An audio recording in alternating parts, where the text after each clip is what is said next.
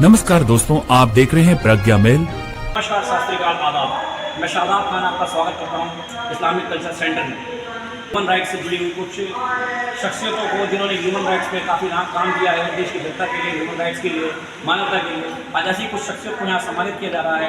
मैं मौजूद हूँ ऐसे ही एक प्रोग्राम में जहाँ पर देश की जानी मानी हस्तियाँ मौजूद हैं, जिनमें से कुछ जाने माने नाम हैं श्री संदीप मारवा जी, वीरेंद्र शंकर जी, कुमार विश्वास जी और भी जानी मानी शख्सियतों से, और रूबरू होते हैं इनके विचारों से कि ये देश के जो स्तंभ हैं मानव अधिकारों के बारे में क्या सोच रखते हैं, मानव अधिकारों पर कैसे काम किया जाना चाहिए, क्या लोगों को, देश के लोगों को मानव अधिकार मिल रहे हैं या नहीं मिल रहे हैं, इन पर इनकी विचार, इनकी राय क्या है।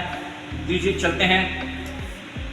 संजय सिन्हा जी ने कार्यक्रम किया और इंटरनेशनल जी, तो ऐसे कार्यक्रम होते रहे, क्योंकि मानव अधिकार एक ऐसी चीज़ है जो हर सब्जेक्ट में है जी जरूरी। कोविड में सबने देखा सबके अधिकारों का हनन हुआ, खास करके राष्ट्रीय राजधानी दिल्ली में। यहाँ सरकार नाम की चीज़ ही नहीं थी दिल्ली में। 25 लोगों का एक रात में जयपुर गोल्डन हॉस्पिटल में मर जाना, इससे बड़ा ह्यूमन राइट का उल्लंघन होता हो सकता है। जो बिजली पानी का फ्री की बातें करते हैं और ऑक्सीजन नहीं दे पाए सांस लेने की, इससे ज़्यादा ह्यूमन राइट का उल्लंघन और कहाँ हो सकता है। तो मैं समझता हूँ कि ऐसे कार्यक्रम करके लोगों को अवेयर करना है, बहुत अच्छा काम है। संजय सिन्हा जी को, निधि को, सबको बधाई देता हूँ जिन्होंने बहुत मेहनत के साथ इस कार्यक्रम को संजोया है। ठीक है, थैंक यू। देखिए, मानवाधिकार वस्तुतः हमारे समाज का आधार कहे जाते हैं कि जहाँ पर ऐसे व्यक्तियों को जिनके अधिकारों का हरण होता है, हनन होता है, उनके साथ यदि हमारा समाज, हमारा राजनीतिक वर्ग और कानून नहीं खा पाता है तो साधारण व्यक्ति को आवाज़ उठानी पड़ती है और इस प्रकार की संस्थाएं फिर मुश्किल कराती आती हैं। लेकिन मेरा हमेशा से यही मानना है, मानवाधिकारों का संरक्षण करना अपने आप में एक बहुत ही विशेषता रखता है, महत्व रखता है, किंतु साथ ही हम अपने कर्तव्यों को भी न भूलें। यदि हर व्यक्ति अपने कर्तव्यों को निभाना सीख जाएगा तो मैं समझता हूँ किसी भी व्यक्ति के मानवाधिकार का उल्लंघन होगा नहीं। उदाहरण दे सकता हूँ, जैसे यदि कोई समाज में सड़क पर कोई भूखा व्यक्ति है, भोजन मिलना उसका मानवाधिकार है। किसी व्यक्ति को पानी नहीं मिलता, स्वच्छ जल नहीं मिलता, तो साफ जल मिलना उसका मानवाधिकार है। तो यदि हम उसको पानी दे पाते हैं तो वो उसके मानवाधिकारों का उल्लंघन नहीं है और हम अपना कर्तव्य पूरा करते हैं। हम भूखे को भोजन खिला देते तो वो भी मानवाधिकार के प्रति हम अपने कर्तव्य को ले रहे हैं। और ऐसे ही भजनों के साथ मैंने अपना जीवन शुरू किया था। आज तक मैं भक्ति संगीत में इसी प्रकार से संगीत। विशु जी, जो आपने वहाँ पढ़ा था बस वही पढ़ लीजिए। कभी प्यासे को पानी पिलाया, मेरी बात अमृत पिलाने से क्या फ़ायदा।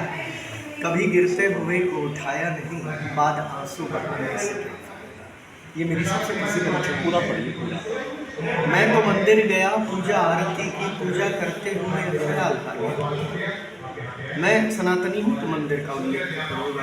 जो किसी भी धर्म से ताल्लुक़ रखता है वो उसको अपने धर्म से जोड़ कर देख सकता है। मैं तो मंदिर गया, पूजा आरती की, पूजा करते हुए ख्याल आ गया। कभी माँ बाप की सेवा की ही नहीं, फिर मस्जिद में जाने से क्या फ़ायदा, या मंदिर में जाने से क्या फ़ायदा, या गुरुद्वारे में जाने से क्या फ़ायदा। गंगा नहाने हरिद्वार काशी गया, गंगा नहाते हुए ख्याल आ गया, तन को धोया मगर मन को धोया नहीं, फिर डुबकी लगाने से। माता पिता के ही चरणों में चारों धाम। माता पिता यानी साधारण व्यक्ति। हमारे माता पिता तो हमें जीवन दान देते हैं, जीवन भर हमारा पालन पोषण करते हैं। लेकिन यदि मानवाधिकारों से जोड़ कर देखें तो आप इसको जोड़ कर देख सकते हैं। माता पिता के ही चरणों में चारों धाम है, आजा आजा यही मुक्ति का धाम है।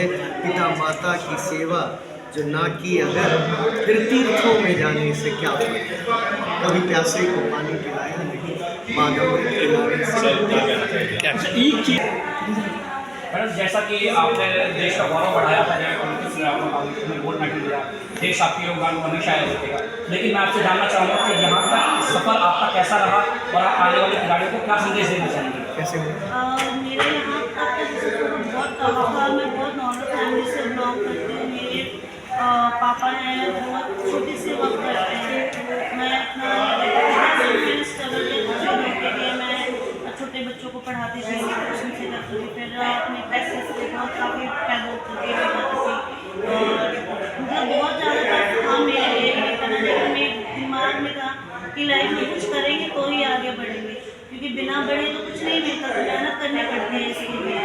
तो एक जज्बा था कि करना है, और उसको करते करते आज इस जगह पे पहुँचे कि मैंने एशियन में मेडल है, और आगे मैं और मेहनत करूँ ताकि ओलंपिक में अपने देश के लिए मेडल ला सकूँ। Madam as a sports person मैं आपसे जानना चाहूँगा, जो आपकी जर्नी रही, क्या आपको नहीं लगता कि आपको जो मानवाधिकार मिलने चाहिए थे वो आपको मिले या नहीं मिले? एक्चुअली मेरे हिसाब से अभी तक जितना भी मैंने किया, मुझे भी गवर्नमेंट की तरफ से कुछ नहीं मिला, और आज भी मैं मेडल लेके बैठी हूँ। अभी तक सरकार ने एक बार भी नहीं पूछा कि भाई ये बच्चे यहाँ के मेडलिस्ट हैं, इनको कुछ किया जाए, इसीलिए कुछ करा जाए।